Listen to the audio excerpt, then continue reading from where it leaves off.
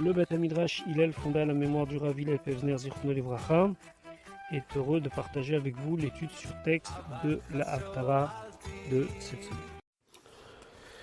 Shalom Uvracha, le Beth Midrash Hillel, fondé à la mémoire du Rav Hillel Pevzner Zichrono Livracha, est heureux de partager avec vous l'étude du Maftir Yonah, la Haftara qui est lue l'après-midi de Yom Kippour.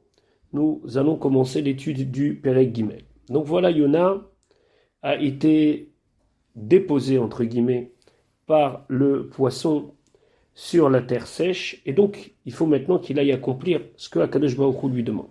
Pasuk Aleph, Vayehi Devar Hashem El Yonah, et la parole de Dieu est venue à Yonah, Shénit, une deuxième fois, les morts en disant, Kum, Pasuk Bet, Kum Lech El Ninve Haïr Agedola, va vers Ninve, la grande ville, Ukra a Elea, et appelle vers elle et Akeria, cet appel, Asher Anochi Dover Elecha, que je te parle. Alors ici, Yonah a échappé à la mort, et donc il doit absolument aller et accomplir ce que Akadosh Baruch Hu lui a demandé, c'est-à-dire prévenir Ninvé que s'il ne change pas de comportement, alors Akadosh Baruch Hu va détruire la ville. Et on se souvient que Yonah ne veut pas accomplir cela.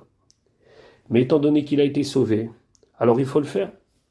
Gimel, Vayakom Yonah, Yonah s'est levé, Vayelech el Ninvé Kidvar Hashem, il est parti à Ninvé, qui était la capitale de la Syrie, Assyrie, Ashur, Veninvé Haïta Ir Gedola les Elokim, et Ninvé était une ville importante pour Dieu. Alors tout le monde se demande, qu'est-ce que ça veut dire les Elokim? Ça veut dire quoi? Ils étaient particulièrement croyants? Pas du tout. Le Metsudat Sion explique que des fois, dans les psukim du Tanakh, pour montrer qu'une chose elle était très importante, on lui rajoute un superlatif comme si c'était de l'ordre du divin. Par exemple, on dit Shalevetka, c'était une flamme de Dieu. C'est quoi une flamme de Dieu? Ça veut dire que c'était une grande flamme. On a aussi des expressions en français où le mot Dieu est associé pour dire que c'est quelque chose de vraiment extraordinaire. Donc c'est pas ici un terme, on va dire entre guillemets religieux, c'est simplement pour dire que c'était une ville très importante. Mahalar Sheloshet Yamim, c'était une ville que pour la traverser, il fallait prendre 3 jours. 3 jours pour aller d'un bout à l'autre de la ville. Et donc, Yonah doit maintenant aller dans cette ville et annoncer la destruction de cette ville, sauf s'ils font tchouva. Pasuk Dalet, Vayachel Yonah lavo vayer. Yonah est arrivé, il a commencé à rentrer dans la ville. Ma'alach yom echad. Il est parti sur une distance d'un jour. Pourquoi?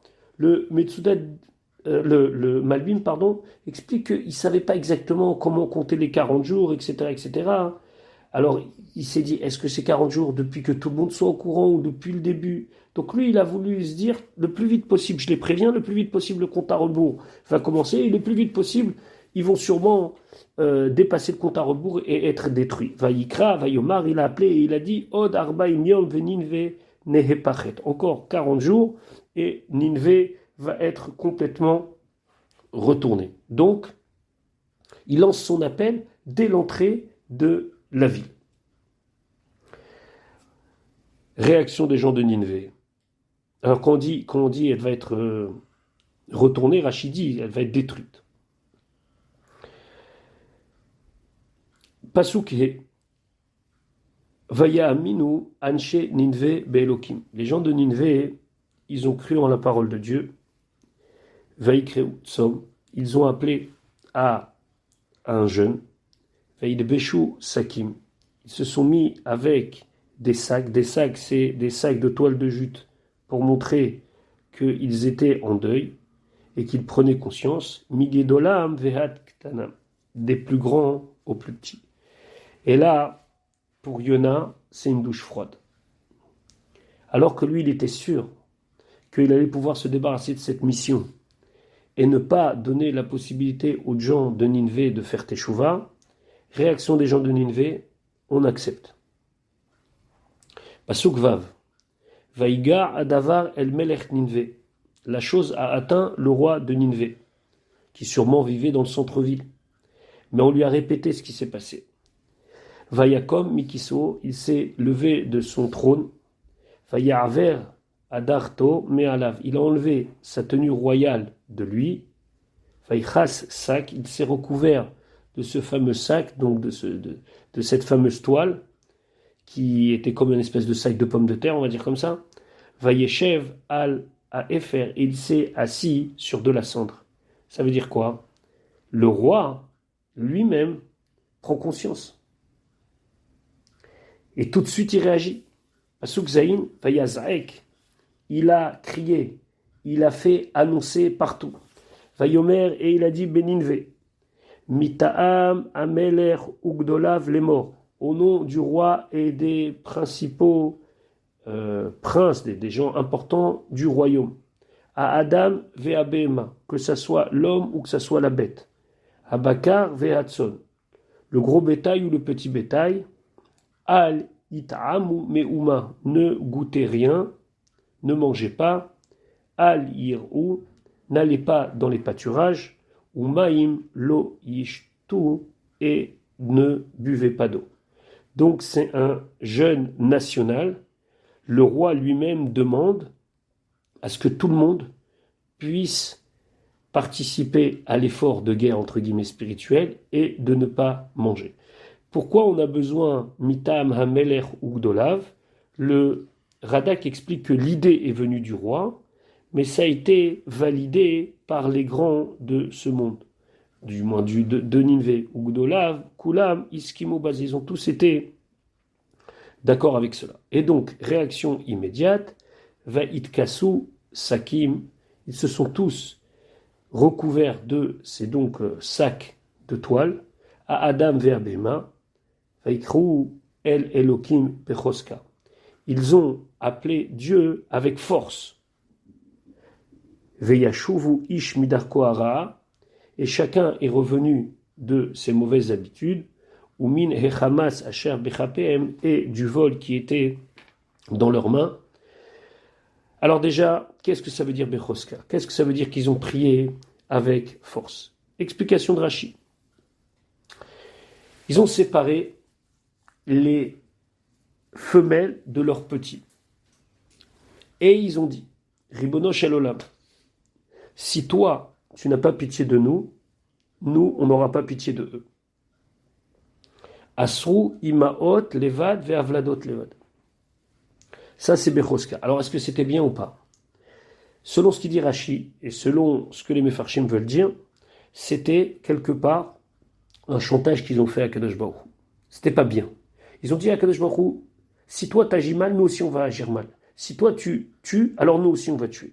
Ça, c'est le Bechoska. Le Bechoska, hein, il n'était pas quelque chose de si acceptable que ça. Mais c'était une forme de tchouva. C'était une forme de donnant-donnant, de gagnant-gagnant. Toi, tu nous acceptes, et nous, on va aussi continuer à être bien. Le Metsudat Tzion lui dit non, Bechoska, c'était sérieux, c'était Becholev, ils ont vraiment fait une tchouva complète, sincère, etc. Et donc, ils se sont tout de suite mis au travail, puisqu'ils se sont débarrassés du Hamas Asher Bechapem. Pourquoi on nous précise qu'à part leur tchouva générale, ils se sont débarrassés du Hamas? Parce qu'on se souvient, Hamas ça veut dire le vol, on se souvient que la raison pour laquelle Ninvé a été condamné, c'est à cause du vol. On a vu déjà plusieurs fois, on avait expliqué ça dans un cours précédent, que pour Akadosh Baruch Hu, le vol c'est quelque chose d'inacceptable. La génération du Maboul, du déluge, c'était à cause du Hamas. Fatimale Haaretz Hamas, la terre était pleine de corruption, de vol. On sait que Sdom Va'amora, c'est exactement la même chose avec Abraham, c'est à cause des mauvais comportements sociaux que Sdom Va'amora ont été détruites. Et la même chose pour Ninvé. Donc ils font tchouva, mais on souligne encore ici Umine Hamas Asher Bechapem. Et pasuk tête, Mi Yodea Yashuv, celui qui sait, ça fait aussi partie de ce que le roi il a demandé. Yashuv, ça veut dire que si quelqu'un sait comment revenir vers Hachem et de quelle manière s'améliorer, alors qu'il revienne vite, qu'il fasse teshuva, venicha ma'elokim, et Dieu va lui pardonner. Feshav mecharon apo, et il va revenir de sa colère, velo noved, et on ne sera pas perdu.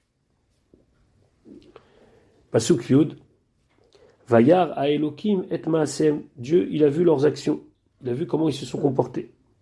Kishavu midarkam araa. Qu'ils sont revenus, comme le roi l'avait demandé, de leur mauvais comportement. Vainachem a Elohim alara asher diber lasot lahem. Et Dieu est revenu sur le mal qu'il leur avait prévu. Velo asa, et il ne l'a pas fait. Donc Akadosh Baruch Hu accepte leur teshuva. Vous remarquerez que comme c'est marqué que Dieu il a vu et maasem, leurs actions. Pourtant ils jeûnent, ils boivent pas, leurs bêtes ne vont pas paître.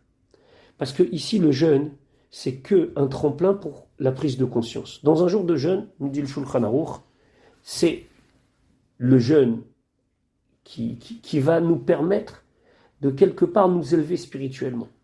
C'est pas uniquement en ne mangeant pas que la tchouva vient. Le fait de ne pas manger, ne pas boire, c'est ce qui va permettre à chacun et chacune de réfléchir, de faire teshuva, et Akadosh Baruch Hu, au final, il va voir les actions qui vont être engendrées par ce jeûne. Donc ceux qui prônent le jeûne pour le jeûne, c'est pas ça. Parce que sinon, Dieu, on aurait vu qu'il aurait dit ici, Vayara Elohim et Ta'anitam, Dieu, il a vu leur jeûne, pas du tout. Et Ma'asem ki shavu midarkam ara. Donc ça, c'est une réflexion qu'il faut avoir. D'ailleurs, c'est amené dans le Shulchan Aruch que lorsqu'on jeûne, c'est pas uniquement qu'on mange pas et qu'on boit pas, et qu'on va passer du temps à attendre gentiment ou pas gentiment que le jeûne se passe. C'est un jour d'introspection, un jour de teshuva, pour espérer que finalement, Vayara Elohim et Masem, qu'Akadosh Baruch Hu, il voit que après le jeûne, on s'est arrangé.